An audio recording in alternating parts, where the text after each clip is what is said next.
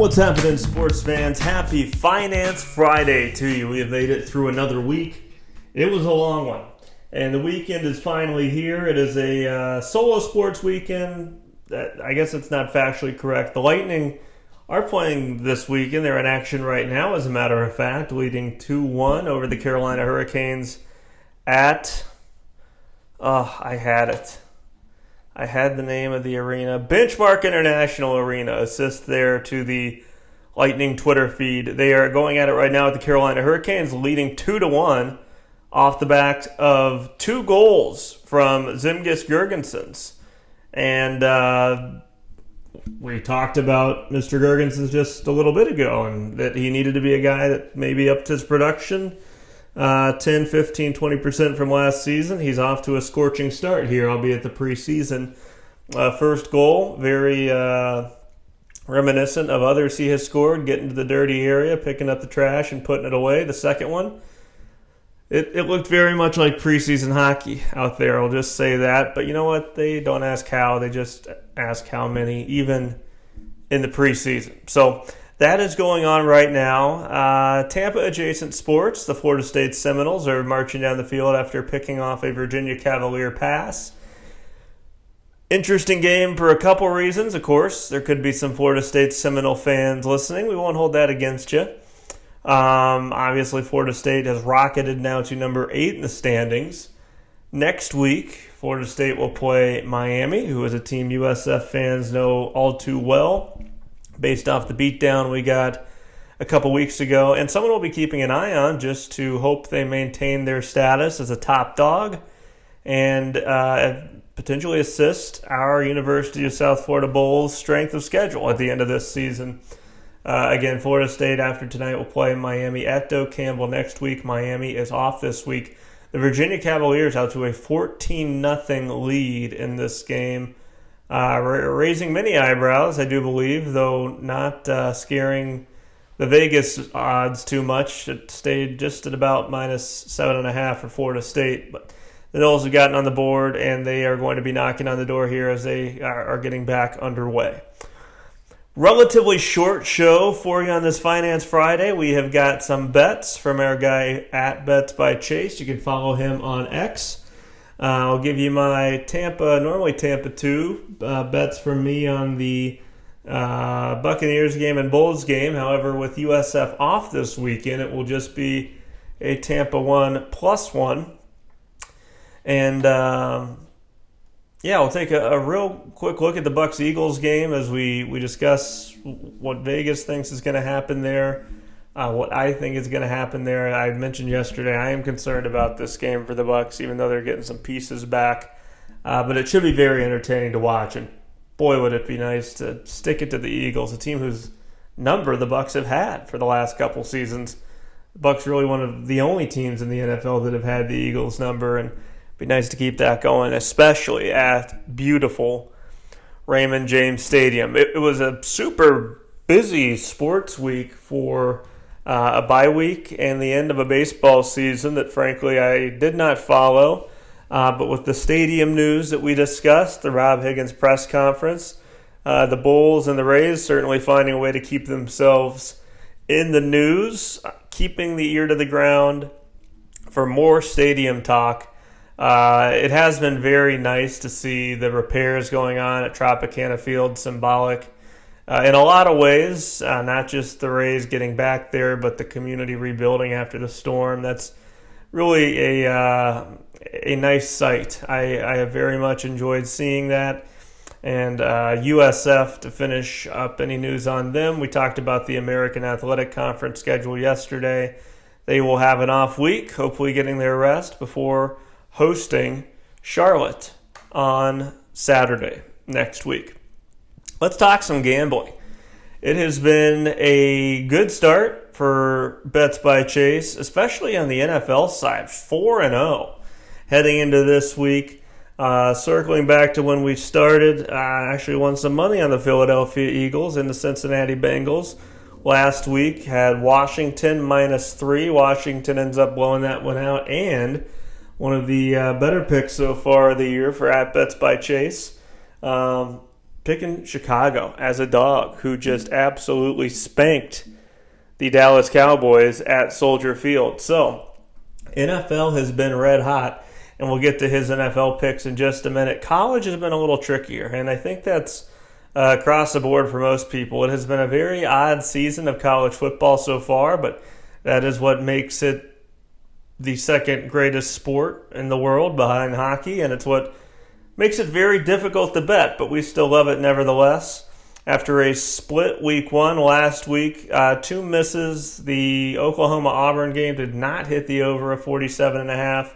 Tulane did not get their team over after just a really disappointing effort at Ole Miss. And we'll be keeping an eye on that Ole Miss-LSU game this week to see if that is a sign of Ole Miss being better than people may think, or if that is a sign of Tulane maybe not being as good as other people may think. As Florida State just scored to tie the game at 14, we're back to a clean slate. You know, Tulane was really excited about that win over North Carolina that they got at home, and after seeing North Carolina versus UCF, even though I have taken the rare stance to support UCF this week, I do not think they are a very good team. I wanted to pull up Ole Miss. There they are. Ole Miss. Is Ole Miss undefeated right now? Yes, they are. Ole Miss has beaten Georgia State handily, Kentucky by a score, Arkansas by a score, Tulane by a lot of scores. So, yeah, they're scheduled to...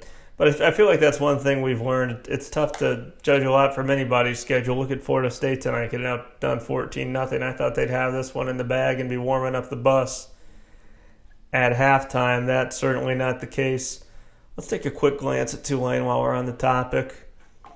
I think Tulane... Does Tulane have a bye this week?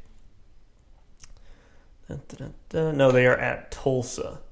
Should have remembered that from yesterday. Yeah, and it is a little bit suspect. They beat Northwestern at home. Northwestern not very good. Edged out South Alabama by 2 points, and I think it is... Is it North Texas that plays South Alabama this week? We're getting deep into the weeds here. Yeah, it is. South Alabama goes to North Texas, so I might be able to glean a little bit more from there.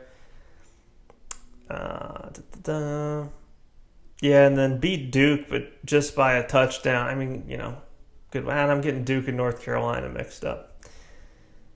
Yeah, beat Duke. What has Duke done this year? Duke got spanked by Illinois badly, and that was at home. Beat Elon, lost to Tulane, bad NC State team.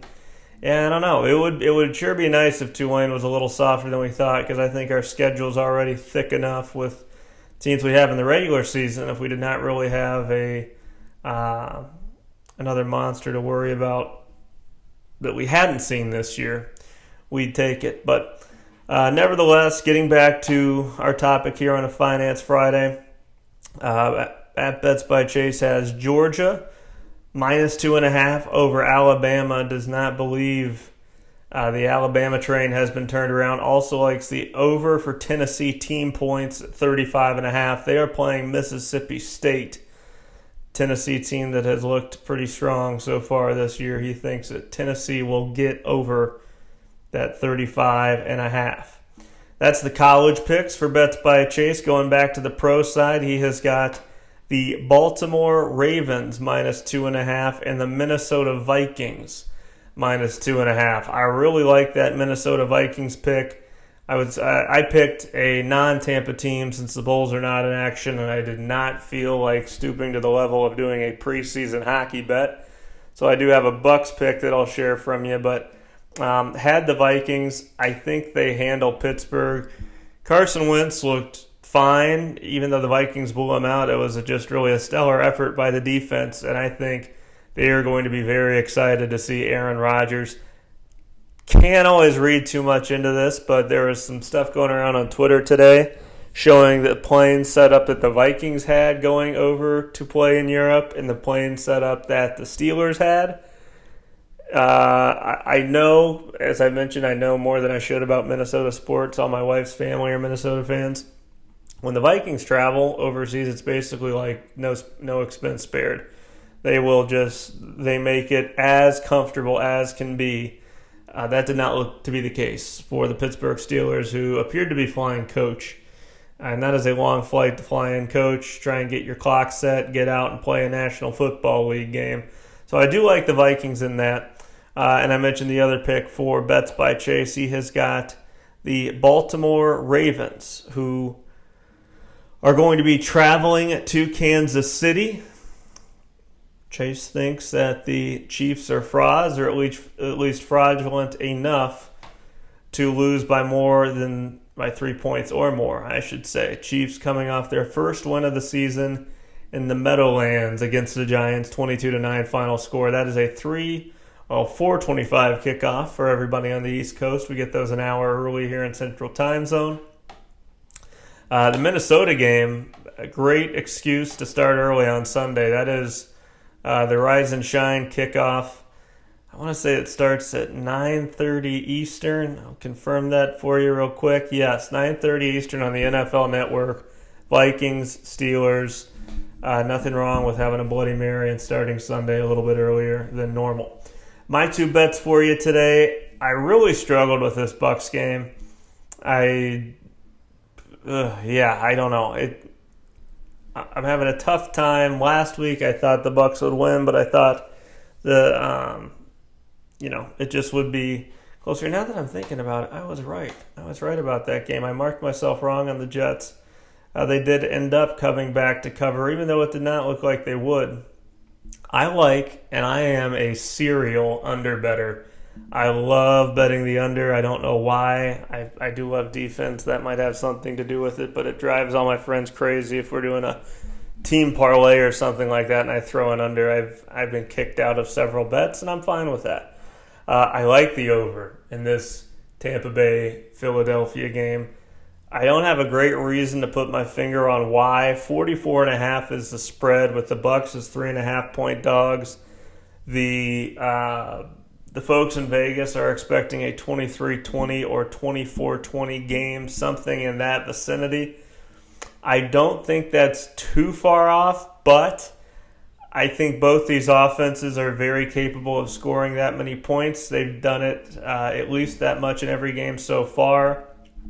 And I think they've each seen some pretty stout defenses. I'm high on that Jets defense and the Falcons defense. I think they're both solid. Bucs have moved the ball well against them. Chiefs defense pretty darn good as well. I tend to think that they're going to be able to score more points, maybe get a defensive touchdown mixed in there. There was a very funny line, and I might have it here, see if I can play this. They had Lavontae David, the great Lavontae David, on the Pat McAfee show. And Vita Vea quote tweeted this, said, "Still heard about this," with some crying, laughing emojis. Let me play this for you real quick. Bro, how long you been on the jugs machine? That's Bruce Arians, who's on the show with Pat, which, I know Pat can be a polarizing figure. I enjoy him, and he gets great guests. I love hearing Bruce Arians talk about football. Bro, how long you been on the jugs machine the last 2 weeks? You stole Vita's interception, and you dropped it. Yeah. He been I know he's wearing you out about it too. Yeah. Since that day, I haven't heard from him just trash talking. And then he recovered the fumble this past week, and we go on the sideline talking about something. I could have had 2 turnovers so far. Just the best. And I didn't notice what he's talking about there. If you go back and look, and maybe everyone saw this but me, in the Texans game, and it's been touched on, Lavontae David has had a couple tough ones, some interceptions that have just fallen right out of his hands, a sack or two he's missed. This interception, right at him, dropped it. Vita Vea is right behind him and would have at least had the opportunity to make the play on the ball. Of course, it's easy for Vita to say he would have gotten it when he never had the opportunity to do so. That does remind me of a couple tweets. The Bucs put one out today, and I, again, as a guy who loves defense, born a Bucs fan, first few games I remember are those, the Philly NFC Championship, Bucs Super Bowl. Guys like Derek Brooks, Sapp, Barber, Lynch, With the sack in the Jets game, Lavontae David became the 4th player in NFL history to record at least 40 sacks, 30 forced fumbles, and 10 interceptions. That is a cool stat. And I think, too, just speaks, we have some all-time Bucs on this team, and I do give Bucs fans a lot of credit. I feel like so many times you don't appreciate guys fully until they're gone. And by gone, I mean off the team. Mike Evans, Lavontae David, absolute all-timers, and they are still getting the job done. And speaking about getting the job done, I saw a tweet today from someone I actually want to follow right now. His name is Ian Hartitz at MB Fantasy Life, president of the Cordero Patterson fan club, like that, hosted the Fantasy Life show. Top NFL defenses in, quote, havoc, unquote, which is the percentage of plays a defense gets a pressure, tackle for loss, forced fumble, interception, or pass breakup. That is a interesting sabermetric stat. Couple notes on here. The Bucs rank 4th at 44.4%. Not a huge gap between them and number 1, which is the Vikings at 46.6%. I think that last game versus the Bengals with the great Jake Browning at quarterback probably propelled them up to where they are now, but I digress. The Eagles lower, 34.1%. I think that speaks to them being more of a run-stopping, heavy physical up-front defense, less of a playmaking defense. I think the Bucs have shown a little of both. That havoc stat, I like that. I will take the time, and I'm going to try and book in this so I'm not boring or repeating too much the people who are tuning in most days, or at least some days, every other day, every day, to put these disclaimers out at the beginning and the end of the week.